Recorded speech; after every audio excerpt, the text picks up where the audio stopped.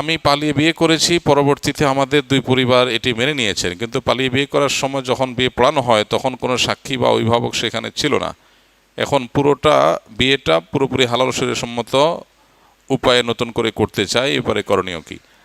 মানুষ কেন পালায় বিয়ে করে আমি বুঝি না। পালায় তো চোর ডাকাত, খারাপ কাজ করে মানুষ পালায়, তাই না? বিয়ের জন্য পালাবে কেন? বিয়ে কি খারাপ কাজ? আলিন হাজার নিকাহ, তোমরা বিয়েকে ঘোষণা দাও। বিয়ে ডাকডোল পিটে, অর্থাৎ মানুষকে বলে কয়ে করার জিনিস, এটা পালায় করার জিনিস, রেয়ার কেস। সাধারণত মানুষ একটাই তো করে নাকি? বিয়ের মতো জিনিস জীবনে একবার যেটা করব সেটা আবার পালায় করব কি দুঃখে? বন্ধু বান্ধব, এলাকার মানুষ, আত্মীয় স্বজন নিয়ে বুক ফুলায়া বুক উঁচু করে সুন্দর করে বিয়ে করব, এই জিনিসটা কপালে যদি না থাকে, পালায় করার পরে সে সবাই মাইনে নিল, বুঝলাম, যতই মাইনে নেক মনে দুঃখ তো সারা জীবন থেকে যাবে। চাইরে আমার বিয়েটা অন্যদের বিয়ের মতো সুন্দর করে হলো না, পালায়া করছে। আহা, ওই যে শয়তান অ্যাক্টিভ এখানেও। শয়তান মানুষের ইমানদারের ভালো চায় না। শয়তান মানুষের শত্রু। আল্লাহ বারবার শত্রু চিনাইছেন, কিন্তু আমরা শত্রুকে শত্রু বানাই নাই, আমরা শত্রুকে শত্রু হিসেবে গ্রহণ করি নাই। যারে ভালো লাগছে হারাম সম্পর্ক করে মনে হচ্ছে তার নিয়ে পালায় গেলে শান্তি হবে, এরপর যখন চুলাচুলি শুরু হয় তখন মনে হয় হায় হায়, পুরা জিন্দিগি তো বরবাদ হয়ে গেছে। যদিও সবার ক্ষেত্রে চুলাচুলি হয় না, অনেক ক্ষেত্রে তো হয়। তো এই জন্য ভাই, হারামে আরাম নাই, হালালে আরাম আছে। বাকি প্রশ্ন যেটা করেছেন, পালায় যে বিয়ে করেন, এইটাতে সাক্ষী ছাড়া যেহেতু বিয়ে করেছেন, আজকাল শয়তান দেখেন কত কুবুদ্ধি দেয়, বলে যে ইনবক্সে কবুল বললেই হয়ে যাবে। হ্যাঁ, এত সস্তা বিয়ে। দুজন পুরুষ সাক্ষী লাগবে, আর না হলে একজন পুরুষ দুজন মহিলা লাগবে। তাদের প্রাপ্তবয়স্ক হতে হবে, তাদের সামনে এক পক্ষ প্রস্তাব বলবে, আরেক পক্ষ কবুল বলবে, এটা তারা শুনবে, তাহলে বিয়ে হবে, আর না হলে বিয়ে হবে না। এই জন্য এটা ছাড়া বিয়ে হবে না। তাছাড়া বিয়েটা মূলত অভিভাবক করাবে। আল্লাহ বলেছেন, ও আনকিহুল আয়ামা মিনকুমুল ওয়াস-সালিহিন মিন ইবাদিকুম ওয়া ইমাইকুম। বিয়েটা করাবে মূলত কে? অভিভাবক। অভিভাবককে রাজি করান। বুদ্ধিমান ছেলে ফেলে ঠিকই অভিভাবককে কি করায়? রাজি করায়। যেভাবে হোক, ফুসলায় ফাসলায়, এমনে সেমনে, কি করলে মা বাপ খুশি হবে পোলাপান বুঝে না, ওই খেদমত করে, ওই কাজ করে রাজি করেন। মা বাপ চায় একটু কাজে লাগেন, তো কাজে লাগেন।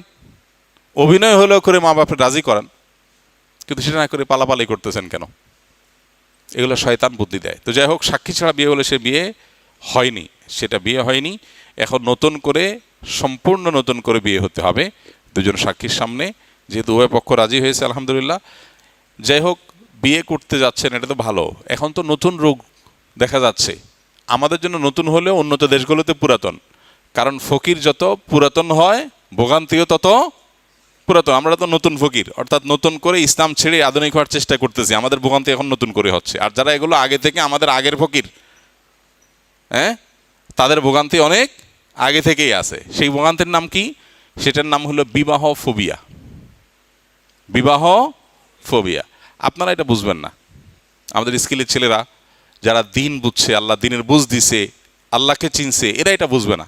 এরা অবিবাহিতরা বিয়ে করার জন্য অস্থির হয়ে আছে। অস্থির আছেন না সব?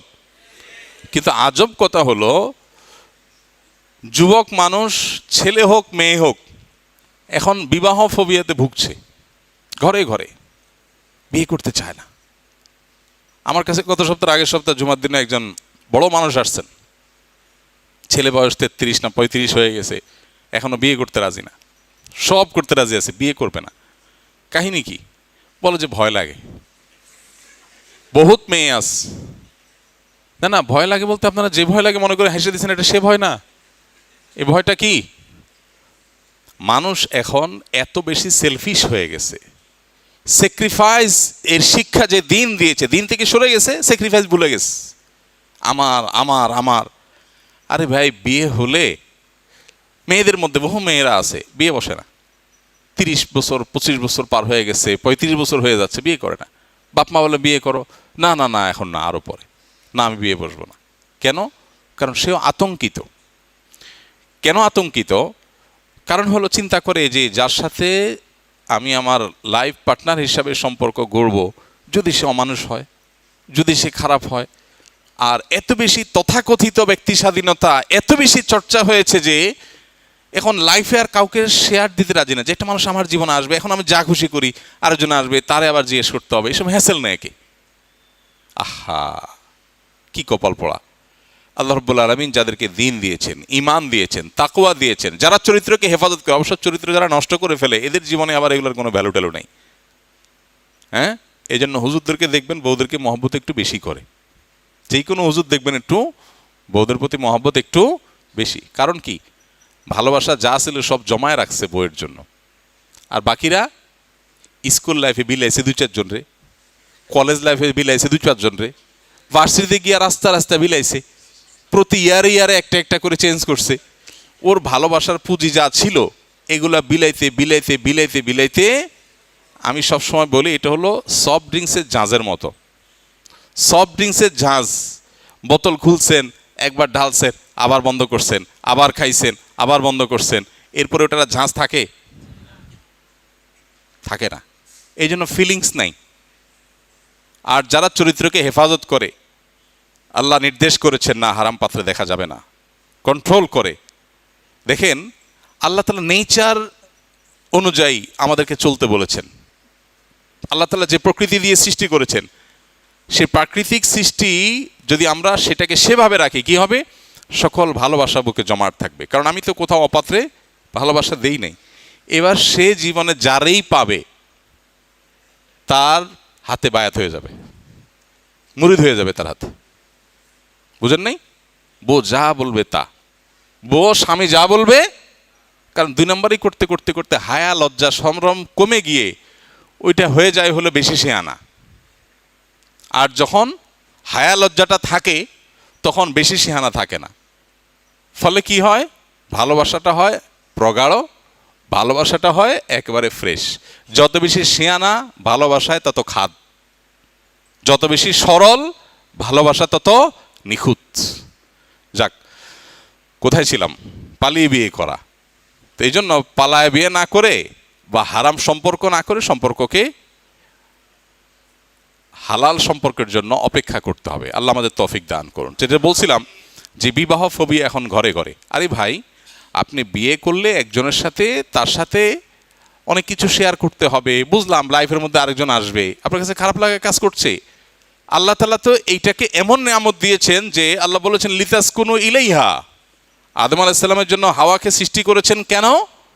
তার কারণ আল্লাহ দর্শাচ্ছেন, কারণ বর্ণনা করছেন যে লিতাসকুনু ইলাইহা, তার কাছে গেলে যাতে তোমার মনটা প্রশান্ত থাকে। যারা হালাল সম্পর্ক করেছেন, আমরা যারা মুসলমান আলহামদুলিল্লাহ, সাবকন্টিনেন্টের মুসলমান তো বটে, হিন্দুদের মধ্যেও আছে যারা রিলিজিয়াস, সেই মানুষগুলোর মধ্যে দেখবেন যে বাসা থেকে বাইরে থেকে বাসায় যাওয়ার জন্য অস্থির, কখন বাসায় যাবে, বউ বাচ্চার মুখ দেখবে, তাদের সাথে বসবে, একসাথে খাবে, হ্যাঁ একসাথে সময় কাটাবে, এটার জন্য অস্থির ব্যাকুল। আর এখন এই পশ্চিমা দুনিয়া তো বটে, পশ্চিমা দুনিয়া তো ভরে গেছে ঘরে ঘরে। কোনো ছেলে মেয়েরা বিয়ে করতে চায় না। কেন বিয়ে করতে চায় না? সবচেয়ে বড় কথা হলো ফাও পাইলে বিয়ে করার দরকারটা কি? মেয়েদেরকে অধিকার করার নাম দিয়ে তাদের একটা বয়স পর্যন্ত ডিমান্ড থাকে, এরপর আর ডিমান্ড থাকে মানুষের জীবনে? আর পারিবারিক যে শিক্ষা, পারিবারিক যে জীবন ইসলাম আমাদেরকে ধারণ করতে বলেছে, এই পারিবারিক জীবনের সুফল কি? আস্তে আস্তে আস্তে আস্তে আস্তে আস্তে মেয়েরা যখন বৃদ্ধ হতে থাকে তাদের মূল্য কমে না বাড়ে?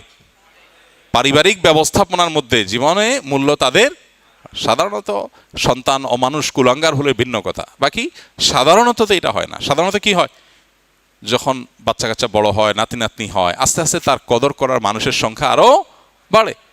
তো দিন আমাদেরকে, ইসলাম আমাদেরকে এই পারিবারিক ব্যবস্থার মধ্য দিয়ে যেতে বলেছে। আর শয়তান এটা চায় না, সে পরিবার ভাঙতে চায়, পরিবার ব্যবস্থাকে ধ্বংস করতে চায়। এই জন্য যুবকদের মধ্যে, যুবকদের মধ্যে ভয় ঢুকে দিছে। আরে ভাই, লাইফ পার্টনার যদি খারাপ হয় তো সাফার করবেন, সবর করবেন, সবর করবেন।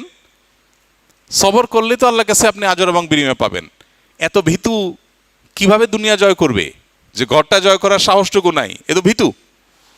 আল্লাহ তাআলা আমাদেরকে হেফাজত করুন। যুবকদের মধ্যে ব্যাপকভাবে এই বিবাহ ভীতি পশ্চিমাদের মতো ঢুকে গেছে, কারণ যে লাইফ আপনি লিড করছেন এটার অবশ্যম্ভাব পরিণতি সেটা। বর্তমান সময়ে দাড়ি একদম ছেঁচে ফেলা, শেভ করা এবং দাড়ি রেখে তা কেটে এক মুষ্টি কম বা ছোট রাখার বিধান কি? অনেকে চেহারা পরিপাটি রাখার জন্য দাড়ি ছোট ছাঁটেন, এতে শরীয়তের দৃষ্টিকোণ থেকে গুনাহ হবে কিনা? ভাই, দাড়ি লম্বা করার নির্দেশ নবীজি দিয়েছেন। আফুল্লোহা আরহুল্লোহা, তিনি বলেছেন তোমরা দাড়িকে ছেড়ে দাও। এই জন্য দাড়ি লম্বা করতে হবে। এবং সারা বিশ্বের 4 ইমাম সহ প্রসিদ্ধ যত ইমাম, যত স্কলার আছেন, বিশেষ করে মুতাকাদ্দিমিন, মুতাআখিরিন, ফুকাহা একরাম, তাদের কারোর মতেই দাড়ি আপনার এক মুষ্টির নিচে কাটার অনুমতি নেই। অনেকে তো এক মুষ্টির পরেও কাটতে নিষেধ করেন। বাকি অনেক সাহাবা একরাম, সহিহ বুখারীতে হাদিস রয়েছে যে কোন সাহাবী দাড়িতে এক মুষ্টি ধরে অতিরিক্ত অংশ কাটতেন।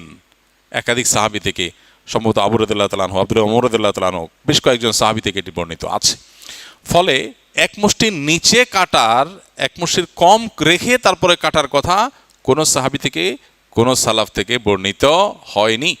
এই জন্য উচিত হলো পুরোটা রাখা। বাকি হ্যাঁ, কেউ যদি পুরোটা রাখতে না পারেন তাহলে সে যতটুকু রাখেন ততটুকু রাখলে সেটাকে অ্যাপ্রিসিয়েট করা উচিত। এতটুকু আর রেখে লাভ কি, এটা বলা উচিত না, কারণ এতটুকুর পরে আস্তে আস্তে সে হিম্মত করে হয়তো বড় করবে। আমরা স্কিল প্রশিক্ষণের ক্ষেত্রে যেসব সফটওয়্যার ব্যবহার করি সেগুলো তো ক্র্যাক ভার্সন, যেগুলোতে সফটওয়্যারের মূল মালিকের অনুমতি থাকে না। এগুলো এভাবে ব্যবহার করা কি জায়েজ আছে?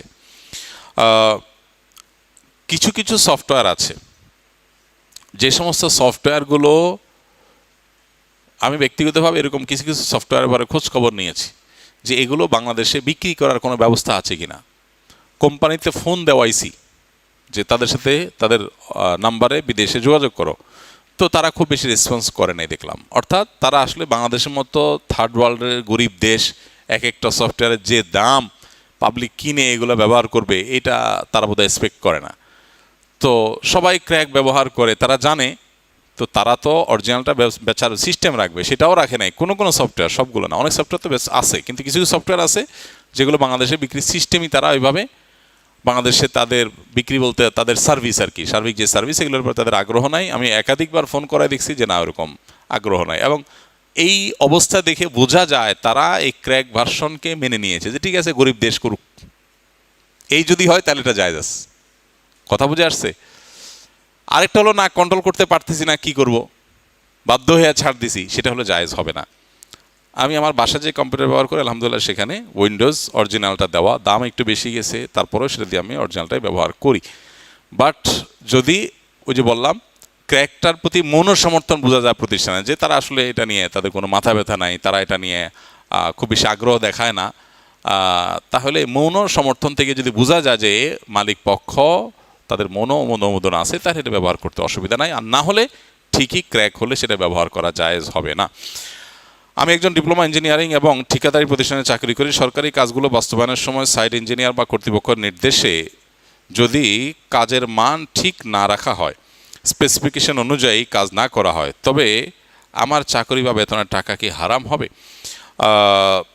আপনি যে কাজটা করছেন সাইট ইঞ্জিনিয়ার হিসাবে, আপনি যদি সঠিক রিপোর্ট দেন, যা হচ্ছে তার রিপোর্ট দেন, এরপরে তার উল্টাপাল্টা করে তার দায় আপনার, আল্লাহর কাছে তার দায় তাদের। কিন্তু আপনি যদি রিপোর্টে ভুল করেন বা আপনি যদি তাদের অন্যায় কাজে সহযোগিতা করেন, তাহলে জায়েজ হবে না, সেটা যে কোনো যুক্তিতেই। আমি জানতে চাচ্ছি, যারা যত বেশি কোরআনের আয়াত মুখস্থ থাকবে, যার যত বেশি কোরআন আয়াত মুখস্থ থাকবে, জান্নাতে তত উপরের স্তরে যাবে, এই কথাটা কি সত্য? না, এইভাবে হাদিসে অবশ্য আসে না। হাদিসে আসছে কি, যে দুনিয়াতে যারা কোরআনে কারিমের তিলাওয়াত করবে, কোরআন অনুযায়ী জীবন গড়বে, আখিরাতে তাদেরকে বলা হবে ইকরা ওয়ারতাকি কামা আনতা তুরাত্তিলু ফিদ দুনিয়া, তুমি তেলাওয়াত করো আর তোমার মর্যাদা উপরে ওঠাও।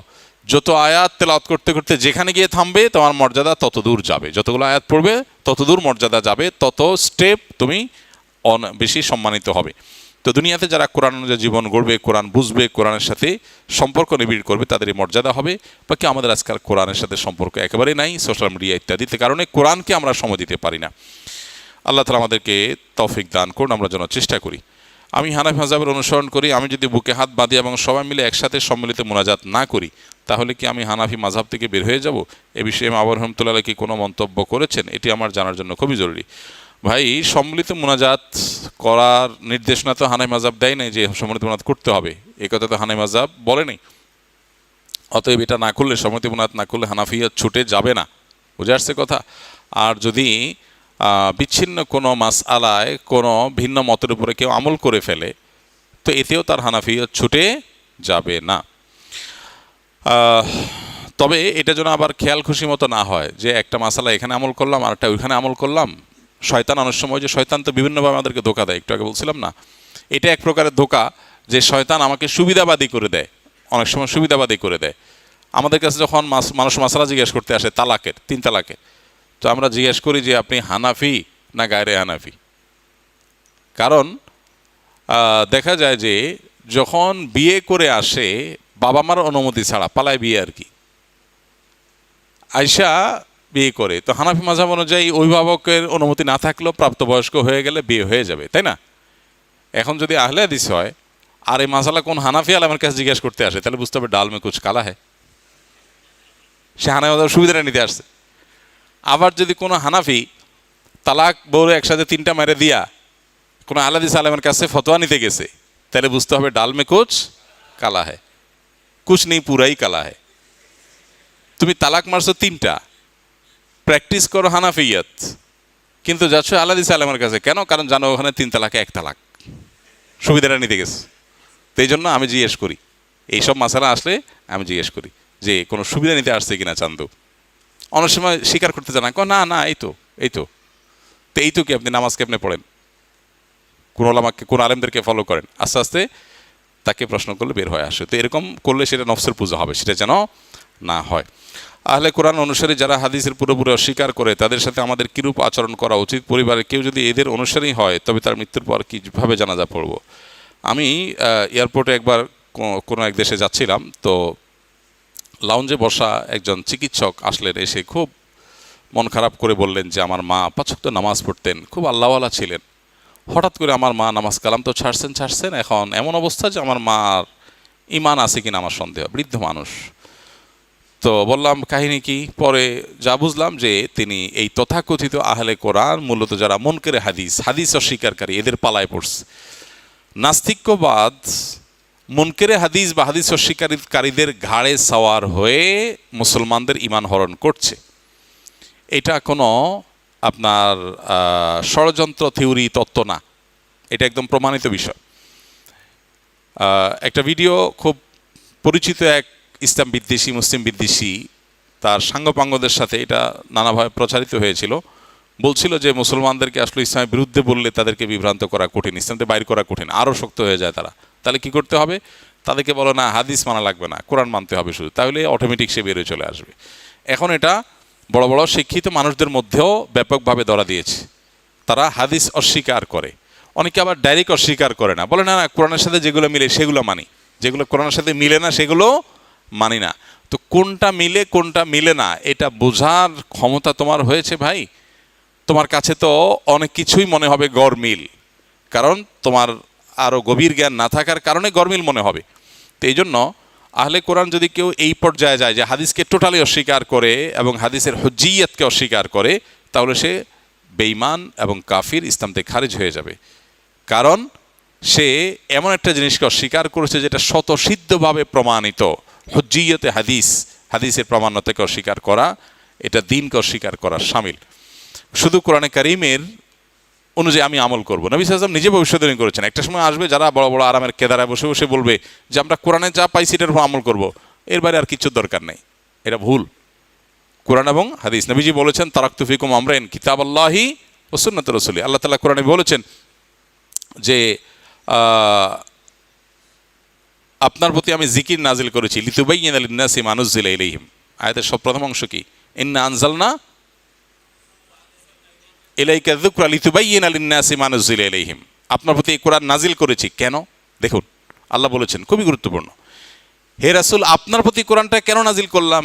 যেন লিতুবাইয়িনা লিন-নাস মা নুযিলা ইলাইহিম, কোরআনে যা নাজিল হয়েছে আপনি যেন মানুষকে তার ব্যাখ্যা করে দিতে পারেন, এই জন্য আপনার প্রতি নাজিল করা হয়েছে। নাহলে তো আসমান থেকে জিবরিল কোরআন নিয়ে এসে রেখে যেতে পারতো। অল্প অল্প করে নাজিল করেছে, অল্প অল্প ব্যাখ্যা করেছেন, প্র্যাকটিস করেছেন, আবার একটু আসছে। তো আল্লাহ বলছেন যে আপনার প্রতি নাজিল করার উদ্দেশ্য হলো আপনি যেন ব্যাখ্যা করে মানুষকে বুঝাই দিতে পারেন। তাহলে নবীজি ব্যাখ্যা করে বুঝাই দিবেন, এটা পার্ট অফ ওহি, এটা ওহির একটা অংশ। এখন আপনি সেটাকে যদি অস্বীকার করেন তাহলে ওহির একটা অংশকে অস্বীকার করলেন, ঈমান থাকার কোনো কারণ থাকতে পারে না। আমার বাবা আল রাফা ইসলামী ব্যাংকে চাকরি করেন, হুজুরদের কাছে শুনেছি ব্যাংকে চাকরি করা হারাম, এমত অবস্থা আমাদের করণীয় কি? আর আমার বাবার বিগত জীবন উপার্জিত সমস্ত আয় কি হারাম হিসাবে গণ্য হবে? অনুগ্রহ করে উত্তরটি জানাবেন, আমাদের জন্য খুবই জরুরি। ভাই, সুদি কোনো লেনদেন হলে, সেই লেনদেনের সাথে কোনোভাবে জড়িত হলে, সেখানে চাকরি করলে সেটা হারাম হবে, এতে কোনো সন্দেহ নেই। ইসলামী ব্যাংকগুলো সন্দেহের ঊর্ধ্বে নয়, নানান কারণে সেখানে সন্দেহ আছে। নবীজি বলেছেন আল হালালু বাইয়িন ওয়াল হারামু বাইয়িন, হালাল স্পষ্ট, হারামও স্পষ্ট। ওমা বাইনাহুমা উমুরুন মুশতাবিহাত, এর দুইয়ের মাঝে কিছু বিষয় আছে যেগুলো সন্দেহপূর্ণ। তো যে সমস্ত ব্যাংকগুলো ইসলামী ব্যাংক, সেগুলো পরিপূর্ণ ইসলামী ব্যাংকিং প্র্যাকটিস করতে পারা নিয়ে কনফিউশন অনেক সময় তৈরি হয়। সেগুলো অবশ্যই অন্য 10টা সুদী ব্যাংকের মতো নয় যে সেগুলোকে আমি বলে দিব যে এটাও হারাম, না। তবে বলতে পারি যে সন্দেহের ঊর্ধ্বে উঠার মতো কোনো প্রফেশন যদি থাকে সেটাতে যাওয়ার চেষ্টা করা দরকার। মুস্তাবাহাত এর বাইরে, উমরে মুস্তাবাহাত বা সন্দেহপূর্ণ বিষয়ের ঊর্ধ্বে উঠা দরকার। বাট এটা করলে কেউ হারামে লিপ্ত হয়েছে বা সে হারাম উপার্জন করেছে এরকম বলা কঠিন, এরকম বলার সুযোগ নাই। তবে তাকওয়ার দাবি হবে বিকল্প কোনো নিষ্কলুষ এবং সন্দেহের ঊর্ধ্বে উঠা মতো প্রফেশনে যাওয়ার। যদিও দুনিয়াটা খুবই সংকীর্ণ, খুব বেশি সুযোগ আমাদের হাতে নেই। আমি একজন সাধারণ মানুষ, নন আলেম এবং বিবাহিত। শ্বশুরবাড়িতে গেলে আমার স্ত্রীর মা, দাদি, নানি, ফুফু প্রমুখের সাথে সুন্দরভাবে কথা বলার চেষ্টা করি, কিন্তু এর বাইরে অন্য কোনো গায়রে মাহরাম নারীর সাথে কথা বলতে আমার বিবেকে বাধা দেয় এবং আমি তাদের সালাম দিই না। যার কারণে শ্বশুরবাড়ি আত্মীয় স্বজন আমাকে নিয়ে নানা রকম নেতিবাচক মন্তব্য করেন। এমনকি স্ত্রী, বড় বোনও অন্যদের সাথে কথা না বলার কারণে আমার স্ত্রীও মন খারাপ করেন এবং অনেক কথা শোনান। তাদের সাথে আমার আচরণ কেমন হওয়া উচিত? হাসি মুখে কথা বলা জায়েজ হবে কি না? ভাই, প্রথম কথা হলো, এটা তো কিয়ামতের আলামত। কারোর স্ত্রীর সাথে, কারোর বোনের সাথে একজন মানুষ যিনি তার মাহরাম না, এরকম মানুষ তার দিকে তাকায় কথা বলে না, তার সাথে হাসি মুখে কথা বলে না, পর্দা মেনটেন করে, এর জন্য সে মাইন্ড করে, এর চাইতে আশ্চর্যের, এর চেয়ে বড় দুঃখের কথা আর কি আছে? একজন নারীর দিকে তাকায় তার সাথে হাসি মুখে কথা না বলার মানে তাকে রেসপেক্ট করা, তাকে অপমান করা নয়। আমরা মনে করি যে এতে মনে হয় সে অপমানিত হয়। তার দিকে দেখে মুসকে মুসকে হেসে সুন্দর সুন্দর কথা বললো আর মনে মনে মন কেলা খাইল, এটা কি রেসপেক্ট হলো? যারা মাইন্ড করেন তারা নিজেরা তো, যারা পুরুষদের কথা বলছে, যারা পুরুষ হিসেবে তারা তো বুঝেন যে পরনারীর সৌন্দর্য অবলোকন করার পর তাদের মনোজগতে কি চিন্তা আসে, নাকি তাদের কোনো চিন্তা আসে না, কোনো ফিলিংস নাই, এরকম কি না? এরকম হলে তো ডাক্তার দেখানো দরকার। আর যদি সেরকম না হয় তাহলে বোঝা দরকার যে আরেকজন যখন দেখছে না, তিনি তো রেসপেক্ট করে দেখছেন না। সবচেয়ে বড় কথা আল্লাহর বিধান। তো এটা পরিবারের লোকদেরকে, আত্মীয় স্বজনকে বোঝানো দরকার। আর আপনি বউয়ের ফুফুর সাথে দেখা দেন না, বউর সাথে ফুফুর সাথে দেখা দেওয়া জায়েজ নাই, বউয়ের খালার সাথে ফুফুর সাথে দেখা দেওয়া জায়েজ নাই। হ্যাঁ, শ্বশুর শাশুড়ি তাদের সাথে আপনি দেখা দিতে পারেন, আর দাদি নানি সাধারণত তারা বৃদ্ধ হয়ে থাকেন, তাদের সাথে দেখা দিতে পারবেন, আর এমনিও দেখা দিতে পারবেন। এর বাইরে আপনি ফুফুর সাথে, খালার সাথে দেখা দিতে এমনিই পারবেন না। তাদেরকে বুঝাবেন, দিন না থাকার কারণে অবস্থা হয়েছে, দিন যদি থাকতো তাহলে সেক্ষেত্রে অবস্থা হতো না। এক ভাই লিখেছেন, আমি বিবাহিত, আমার স্ত্রীর প্রতি আমার মনে অনেক সন্দেহ জাগে, কিন্তু আমার স্ত্রী অনেক ভালো মানুষ এবং সবাই তাকে ভালো মানুষ হিসেবেই জানে, তবুও তার প্রতি মনের ভেতর খারাপ ধারণা চলে আসে, যেমন সে অন্য ছেলের সাথে কথা বলে ইত্যাদি। আরেকটা বিষয় হলো, আমার শ্বশুর বাড়ি থেকে আমার স্ত্রীকে আমাদের বাড়ি বা ঢাকায় আসতে দিতে চায় না, কিন্তু আমার কর্মস্থল ঢাকায়, আমার স্ত্রী আসতে চাইলেও শ্বশুরবাড়ির লোকজন আসতে দেয় না, এক্ষেত্রে করণীয় কি? ভাই, স্বামী স্ত্রী শুধু না, সহকর্মী, ব্যবসার পার্টনার, বিভিন্ন পর্যায়ে মানুষদের প্রতি একের প্রতি অন্যের বর্জন তৈরি করা, এটা শয়তানের অন্যতম একটা বড় কাজগুলোর একটি অন্যতম কাজের একটি, যে সে মানুষকে একে অন্যের বিরুদ্ধে নানানভাবে ওয়াসওয়াসা তৈরি করে অন্তরের ভিতরে। এই ওয়াসওয়াসার রোগে এখন ভরে গেছে। এমন অনেক মানুষ আছে, তিনি একজনকে দেখতে পারেন না। কেন দেখতে পারেন না তিনি নিজেও জানেন না। স্বামী স্ত্রীকে দেখতে পারে না, স্ত্রী স্বামীকে দেখতে পারেন না, সহ্য করতে পারেন না। ঘরে ঘরে এখন এই ব্যাধি, ঘরে ঘরে কত শত মানুষ যে আমাদের কাছে এই ব্যাধি নিয়ে আসেন সেটার কোনো ইয়ত্তা নেই। স্ত্রী স্বামীর সাথে, স্বামী স্ত্রী পরস্পরের সাথে ঝগড়া করেন। কেন ঝগড়া করেন? এত ঠুনকো বিষয়, এটা নিয়ে ঝগড়া করার কথা না। শিক্ষিত, বুঝমান, সমঝদার মানুষ এরপরেও ঝগড়া করেন। ঝগড়ার পরে তারা দুজনে বুঝতে পারেন যে বিরাট ভুল হয়ে গেছে, এটা তো ঝগড়া করার বিষয় ছিল না, বাট হয়ে গেছে। কারণ হলো এখানে শয়তান কাজ করছে। শয়তানের অন্যতম কাজ হলো মানুষের মধ্যে বিভেদ তৈরি করা। মানুষে বিভেদ তৈরি করা হলো শয়তানের সবচেয়ে বড় প্রকল্পগুলোর একটি। একজন মানুষ নামাজ ছেড়ে দিলে শয়তান এতে খুশি হয় না। একজন আরেকজনের সাথে সম্পর্ক নষ্ট হলে, বিভেদ তৈরি হলে, বিশেষ করে স্বামী স্ত্রীর মধ্যে বিচ্ছেদ হলে শয়তান যত খুশি হয়। সহিহ মুসলিমের সেই হাদিসটাতে আমরা অনেকেই জানি যে শয়তানের সদস্যরা বিভিন্ন রকমের অপকর্ম করে আসার পর শয়তানের কাছে যখন রিপোর্ট দেয়, শয়তান সবাইকে বাহবা দেয়, কিন্তু যখন কোনো এক সদস্য এসে বলে যে আমি স্বামী স্ত্রীর মধ্যে বিভেদ ঘটাই দিতে পেরেছি, শয়তান বলে তুমি কাজের কাজ করেছো। তাকে সবচেয়ে বেশি বাহবা দেয়া হয়। এবং মদ এবং জুয়ার অপকারিতা কোরআনে আল্লাহ বলতে গিয়ে বলেছেন যে শয়তান কি চায়? আইয়ুকি আবাইনাকুমুল আদাওয়াতা ওয়াল বাগদা। শয়তান তোমাদেরকে এগুলোর মাধ্যমে তোমাদের মধ্যে শত্রুতা আর বিদ্বেষ তৈরি করতে চায়। এটা শয়তানের প্রজেক্ট, এটা শয়তানের প্ল্যান। তাহলে এখন করণীয় কি? বিশেষ করে স্বামী স্ত্রী যিনি প্রশ্ন করেছেন, খুবই কমন একটি প্রশ্ন। অনেক স্বামীরাই বলেন যে আমার স্ত্রীর প্রতি আমার সন্দেহ, অনেক স্ত্রীরা বলে যে আমার স্বামীর প্রতি আমার সন্দেহ হয়, আমার স্বামী বোধহয় কোনো মেয়ের সাথে অবৈধ বা হারাম সম্পর্ক আছে। আসলে কোনো তথ্য প্রমাণ, দলিল, আলামত, চিহ্ন কিছুই নেই, কিন্তু মনে হচ্ছে। এই যে মনে হচ্ছে, এই মনে হওয়ানোর কাজটা যে করে তার নাম কি? ইবলিস। কোরআন এবং হাদিস তাকালে আমরা দেখি শয়তানের মৌলিক সবচেয়ে বড় কাজগুলোর একটা এটা শয়তান করতে চায়। এই জন্য কোরআন খুললে আপনি দেখবেন বারবার মানুষকে আল্লাহ রাব্বুল আলামিন একে অন্যের প্রতি হসনে জন করার জন্য, পরস্পরের প্রতি আপনার পজিটিভ চিন্তা ধারণা করবার জন্য আমাদেরকে আল্লাহ নির্দেশ দিয়েছেন। নবী আলাইহিস সালাম সে নির্দেশ দিয়েছেন।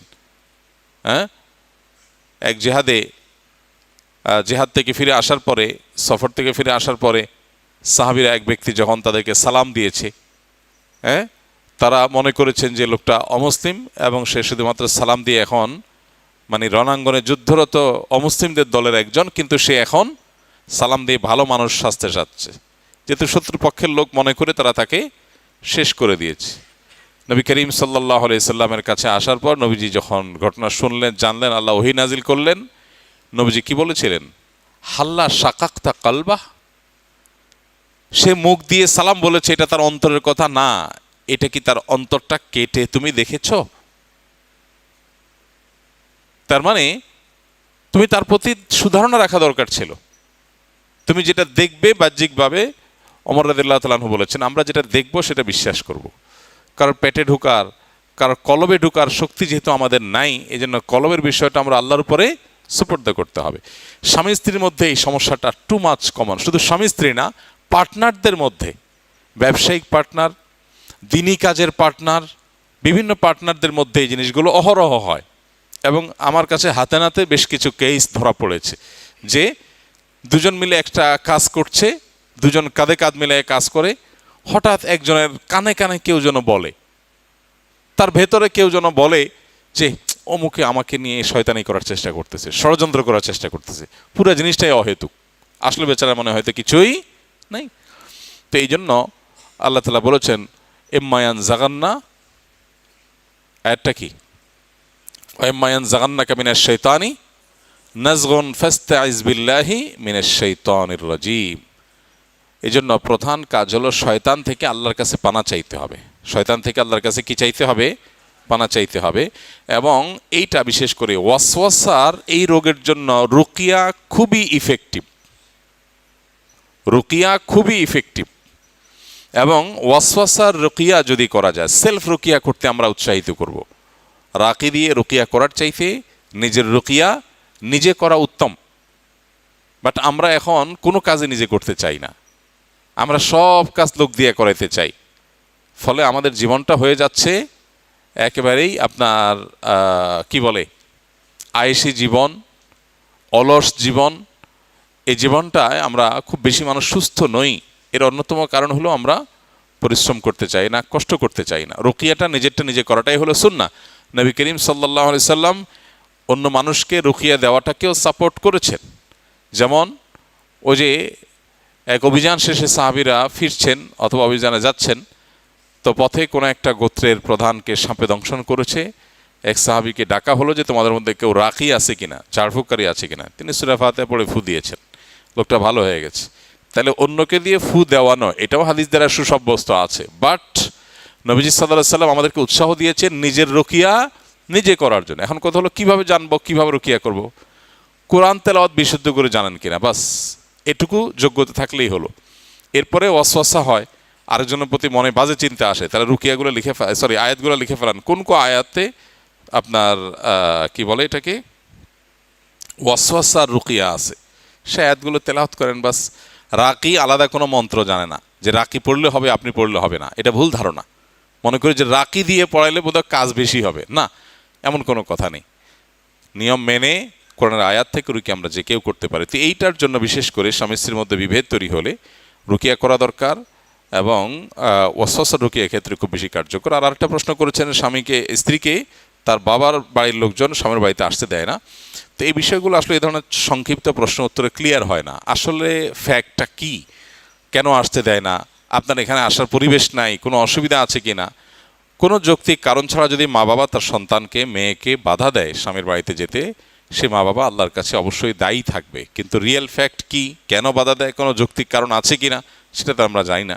যদি অযৌক্তিক কোনো কারণে বা কোনো গ্রহণযোগ্য কোনো ওজর ছাড়া বাধা দেয়, অবশ্যই তারা গুনাহগার হবেন। জুয়া খেলায় একজন ব্যক্তি 4 লক্ষ টাকা হারিয়েছে, এর মধ্যে 1 লাখ টাকা ছিল ধারের এবং 3 লাখ টাকা চাকরি করে জমানো। এমত অবস্থায় প্রশ্ন হলো, সে যদি পরবর্তী জুয়া খেলার মাধ্যমে সে অন্তত 1 লাখ টাকাও ফেরত পায় এবং তা উঠায়, তবে কি তা তার জন্য হারাম হবে? এইটাকে বলে খাসিরাত দুনিয়া ওয়াল আখিরাহ, ওয়াজালিকা হুয়াল খুসরানুল মুবিন। আহা, দুনিয়াও গেছে, আখিরাতও গেছে, টাকাও গেছে, আল্লাহও নারাজ হয়েছে। আল্লাহ রাব্বুল আলামিন আমাদেরকে হেফাজত করুন। ভাইরা আমার, আমরা হয়তো ভাইয়ের হালত শুনে হাসছি, আমরা এরকম কত অন্যায় করছি, কত গুনাহ করছি, হ্যাঁ, বেমালুম আমরা আল্লাহর নাফরমানি কাজ করে যাচ্ছি। আল্লাহ আমাকে আপনাকে আমাদের সবাইকে পরিপূর্ণ তাকওয়ার জীবন দান করেন। আল্লাহর বান্দেগীর ভিতরে যে স্বাদ, অন্য কোনো কিছুতে সে স্বাদ নাই। ইবাদতের সে স্বাদ যেন আমরা পাই, সেজন্য নবীজি আমল শিখাইছেন। 5 ওয়াক্ত নামাজের পরে একটা দোয়া কখনো আমরা ছাড়ব না। আল্লাহুম্মা আইন্নি আলা যিকরিকা ওয়া শুকরিকা ওয়া হুসনি ইবাদাতিক। মাশাআল্লাহ, আপনারা সবাই জানেন আল্লাহুম্মা আইন্নি আলা যিকরিকা ওয়া শুকরিকা ওয়া হুসনি ইবাদাতিক। আল্লাহ, আপনার জিকির, আপনার শুকর এবং আপনাকে সুন্দর করে ইবাদত করতে আপনি আমাকে সাহায্য করেন, আমি যেন পারি, আপনি আমাকে সাহায্য করেন। আল্লাহর কাছে চেয়ে নিতে হয়, আল্লাহর কাছে চেয়ে নিতে হয়, আল্লাহ হুসনুল ইবাদা যেন আমি করি। আমাদের ইবাদতের সৌন্দর্য নাই, নামাজ পড়ি সুন্দর না, রুকু সিজদা দিচ্ছি, উঠবস করছি, জাস্ট মানে কিছু ফর্মাল ডিউটি পালন করছি। সূরা ফাতিহা না পড়লে নয়, অন্য সূরা না মিলাইলে নয়, রুকুতে না গেলে নয়, দায় সারছি। ইবাদতকে ভেতর থেকে এনজয় করে তৃপ্তির সাথে, হ্যাঁ, মহব্বতের সাথে, আল্লাহর ভালোবাসার সাথে আল্লাহকে রুকু পেশ করছি না। একজন পদস্থ বড় কোনো মন্ত্রী, মিনিস্টার, প্রেসিডেন্ট, প্রধানমন্ত্রী, কোনো পাওয়ারফুল মানুষ, তাকে যদি একটু রেসপেক্ট করতে পারি, আমাদের কাছে একটু হলেও ভালো লাগা কাজ করে। বিশেষ করে যদি ভালো মানুষ হয়, তখন ভালো লাগা কাজ করে। তো ভালো মানুষকে রেসপেক্ট করতে পারছি, আহকামুল হাকিমিন আল্লাহ রাব্বুল আলামিনের সামনে রুকু করতে পারছি, সেজদা দিতে পারছি, মহব্বতের সাথে তার পবিত্রতা জ্ঞাপন করতে পারছি। এর মাধ্যমে আমার আখিরাত বিল্ড হচ্ছে, আল্লাহর সাথে সম্পর্ক গভীর হচ্ছে, কত ভালো লাগার জিনিস। কিন্তু না, শয়তান আমাদেরকে ভুলায় রাখে। হ্যাঁ, ভুলানোটা শয়তানের কাজ। ওমা আনসানি হইল্লাস শয়তান, শয়তান ছাড়া কেউ ভুলায় না, ভুলানোর কাজটা করে কে? শয়তানে। এই জন্য শয়তানের সাথে আমাদের ফাইট কিন্তু সারা জীবনের ভাই, সারাক্ষণ শয়তানের সাথে ফাইট। কোরআনে আল্লাহ তাআলা বারবার শয়তানকে পরিচয় করিয়ে দিয়েছেন আদৌ ও মুবিন বলে। কি বলে? আদৌ ও মুবিন মানে কি? প্রকাশ্য শত্রু। দেখছেন কখনো? আমরা কখনো দেখলাম না। আল্লাহ বলেন কি? প্রকাশ্য শত্রু। আরে ভাই, যে শত্রু কোনোদিন দেখলামই না, দেখার কোনো স্কোপও নাই, তাকে আল্লাহ বলছেন কি? প্রকাশ্য শত্রু। তাহলে কেমন হলো না? এটা অপ্রকাশ্য গোপন শত্রু বললে মনে হয় যে, হ্যাঁ, আসলে কি তাই? শয়তান এর অস্তিত্বটা আমাদের কাছে প্রকাশিত না, কিন্তু তার কর্মকাণ্ড যতটা প্রকাশিত, এতটা প্রকাশিত আর কারোর কর্মকাণ্ড না। শয়তান তার কর্মের মধ্য দিয়ে প্রকাশ্য। বুঝেন নাই? অনেক লোক আছে, ধরেন একজন কেউ বাহির থেকে ঢেল মারে, শুধু একটু পরপর, সরি ভেতর থেকে ঢেল মারে। ভেতর থেকে কেউ একজন, আপনি বাইরে আছেন, আপনার ঢেল মারতেছে, একের পর এক মারতেছে মারতেছে মারতেছে। তো এখানে সে নিজেকে গোপন রাখছে, কিন্তু তার শয়তানিটা কি নাই? গোপন নাই। এই জন্য আমাদের শয়তানকে মাথায় রাখা উচিত সব সময়। মাথায় কাকে রাখা উচিত? মানে শয়তানের মাথায় রাখা মানে পজিটিভ অর্থে মাথায় রাখা না। মাথা রাখা মানে শয়তানের কথা চিন্তায় থাকা উচিত যে ইবলিস কিন্তু বসে নেই, ইবলিস কিন্তু বসে নেই। কোন সালাফ তো বলেছেন, শয়তান নেক্সুরতে যেহেতু ধোকা দেয়, কোনো আমলের প্রতি বেশি আগ্রহ তৈরি হলেও চিন্তা করবে ব্যাপার কি, শয়তান কি আমাকে এর চাইতে গুরুত্বপূর্ণ কোনো কাজ ভুলানোর জন্য এই কাম করতেছে কিনা। তো এই জন্য ভাই, শয়তান আমাদেরকে বিভিন্নভাবে ধ্বংস করে। এই যে ভাই জুয়া নিয়ে প্রশ্ন করেছেন, এই জুয়ার সাথে শয়তানের সম্পর্ক অনেক গভীর। জুয়ার সাথে শয়তানের সম্পর্ক অনেক গভীর। আল্লাহ তাআলা কোরআনে কারীম কি বলেছেন? ইন্নামাল খামরু ওয়াল মাইসিরু ওয়াল আনসাবু ওয়াল আজলামু রিজসুম মিন আমালিশ শাইতানি ফাজতানিবুহ। শয়তানের নিকৃষ্ট কর্মকাণ্ডগুলোর মধ্যে থেকে একটা। এই জুয়া আজ আমাদের দেশে ফুটবল, ক্রিকেট, বিভিন্ন খেলার উপরে ভর করে আমাদের দেশে প্রবেশ করছে তরুণ সমাজের মধ্যে। এখন সাধারণ স্ক্রিনে খেলা দেখছে, সেখানে বাজি ধরছে টাকা দিয়া, ঘরে ঘরে, এলাকাতে এলাকাতে। এবং এটা এমনভাবে ব্যাধির মতো ছড়ায় যাচ্ছে যে এই ব্যাধি থেকে আমাদের তরুণ প্রজন্মকে রক্ষা করা খুবই কঠিন। এই সমস্ত খেলাধুলার উপরে ভর করে এই জুয়া সারা দেশে বিস্তৃতি লাভ করছে, তরুণদের মধ্যে বিস্তৃতি লাভ করছে, এবং মোবাইল অ্যাপের মাধ্যমে এটা ব্যাপকভাবে বিস্তৃতি লাভ করছে। অনলাইন জুয়া ব্যাপকভাবে বিস্তৃতি লাভ করছে। তো যে ভাই প্রশ্ন করেছেন তাকে বলবো, জুয়া খেলে যে টাকা চলে গেছে সেটা উদ্ধার করার জন্য আবার যদি নতুন করে জুয়া খেলেন, যে ঠিক আছে আগেরগুলো উদ্ধারের জন্য আমি খেলি, তা আগেরগুলো উদ্ধার হবে গ্যারান্টি কি? উদ্ধার হবে না হয়ে বরং আরও তো চলে যেতে পারে। কি বলেন? আর যদি উদ্ধার হয়ও, কথার কথা, তো সেক্ষেত্রে শয়তান, যে শয়তানের কাজই হলো জুয়া খেলানো, জুয়ার সাথে শয়তানের নিবিড় সম্পর্ক আছে, সে আপনাকে উদ্ধারের পরে বলবে 1 লাখ উঠছে, আরও তো 3 লাখ আছে, উঠাও। এরপরে বলবে ঠিক আছে আর 2 কদম বাড়াও। প্রত্যেকবার কি আর ধরা খায় মানুষ? এবার হয়তো লাভ করবা। এই জন্য চক্র থেকে আর বের হওয়া যাবে না। আর শরিয়ার দৃষ্টিকোণ থেকে ওই যে টাকা চলে গেছে সেটা উঠানোর জন্য আর জুয়া খেলার কোনো সুযোগ নাই, পরিষ্কার হারাম হবে।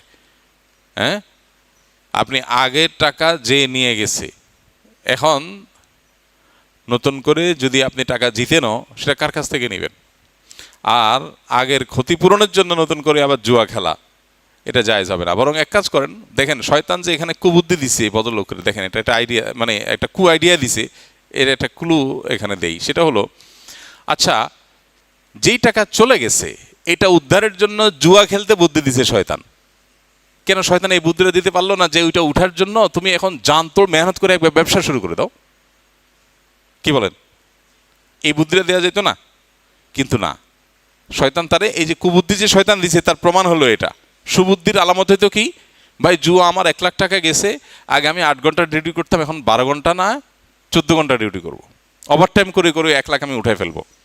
অথবা আগে আমি ব্যবসা করতাম যতটুকু মনোযোগ দিয়ে এখন তার ডাবল মনোযোগ দিয়ে ব্যবসা করব, বেশি সময় দিয়ে ব্যবসা করব। দোকানটা আগে সকাল 9টায় খুলতাম, এখন ফজরের পরে খুলে ফেলবো, যাতে করে কাস্টমার 2-4টা বেশি হয়, 2-4 পয়সা বেশি আসে। এই 1 লাখ আমাকে উঠায় ফেলতে হবে। শয়তান কখনো সুবুদ্ধি দিবে না। আদুওয়াম মুবিন, সে শত্রু, কুবুদ্ধি দিবে। এই ভদ্রলোককে শয়তান কুবুদ্ধি দিছে। তো যিনি প্রশ্ন করেছেন, আমি জানি না উনি এখানে আছেন না অনলাইনে কেউ প্রশ্ন করেছেন, যে ভাই হন না কেন, তাকে বলবো দয়া করে শয়তানকে বেইজ্জত করে তার মুখে চুনকালি মেখে দিয়ে জীবনের তরে হিম্মতের সাথে সাহস করে হারাম থেকে বের হয়ে আসেন। বান্দা যখন তওবা করে বের হয়ে আসে, আল্লাহ বান্দার সব গুনাহ মাফ করে দেয়। আপনার টাকা হারিয়েছেন, যে গুনাহগুলো হয়েছে, এগুলো সবগুলো আল্লাহ মাফ করে দিবেন। ইন্নাল্লাহা ইয়াগফিরুয যুনুবা জামিআ লা তাকনাতু মির রাহমাতিল্লাহ, ইন্নাল্লাহা ইয়াগফিরুয যুনুবা জামিআ। আল্লাহর রহমত থেকে নিরাশ হবেন, আল্লাহ সব গুনাহ মাফ করে দিবেন, আল্লাহ ওয়াদা করেছেন। আল্লাহ আমাদেরকে গুনাহ থেকে বের হয়ে আসার তৌফিক দান করুন। তওবা করার হিম্মত সবার হয় না ভাইরা আমার। সৎসাহস, 5তলা বিল্ডিং থেকে লাফ দেওয়া, এটা যতটা সৎসাহসের কথা, এর চেয়ে বড় সৎসাহসের কথা হলো একজন একটা হারামের সাথে জড়িত, তিনি এটা ছেড়ে দিয়েছেন, আল্লাহর ভয়ে ছেড়ে দিয়েছেন, আর সেদিকে ফিরেন নাই। এটা হলো প্রকৃত সৎসাহসের কথা, এটা হলো আসল সাহসের কথা, আসল বীরত্বের কথা। তওবা করে জীবন পরিবর্তন করে ফেলতে পারে। আর তওবা না করে গুনাহের মধ্যে ডুবে আছে অনেকে আছেন, মোবাইলের গুনাহে লিপ্ত, হারাম মেয়েদেরকে দেখছি, হারাম ভিডিও দেখছেন, এটার মধ্যে তিনি ডুবে আছেন, মানুষ জানে না, কিন্তু গোপনে তিনি দেখছেন।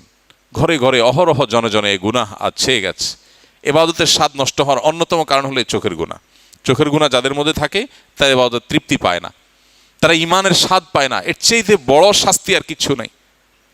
আখিরাতের শাস্তি তো আছেই, দুনিয়াতে আল্লাহ নগদ শাস্তি দেন যারা চোখের গুনাহ করে। ফিল্মের ক্লিপ দেখেন, মিউজিক দেখেন, মিউজিক শুনেন, মিউজিকের ক্লিপ দেখেন, হারাম ভিডিও ছবি দেখে দেখে মজা নেন, অফলাইনে কিংবা অনলাইনে। তাদের দুনিয়াতে আল্লাহর পক্ষ থেকে নগদ শাস্তি হলো ঈমান এবং ইবাদতের স্বাদ তাদের কপালে থাকে না, তুলে নিয়ে যায়। তারা ইবাদত করলেও করে দায় সারার জন্য, স্বাদের জন্য, তৃপ্তির জন্য, তৃপ্তির সাথে তারা করে না। এই জন্য জুয়া সহ সমস্ত হারাম থেকে আল্লাহ আমাদের বের হয়ে আসার তৌফিক দান করুন। আমাদের তরুণরা ধ্বংস হয়ে যাচ্ছে জুয়া খেলায়, ধ্বংস হয়ে যাচ্ছে, ঘরে ঘরে যুবকরা শেষ হয়ে যাচ্ছে।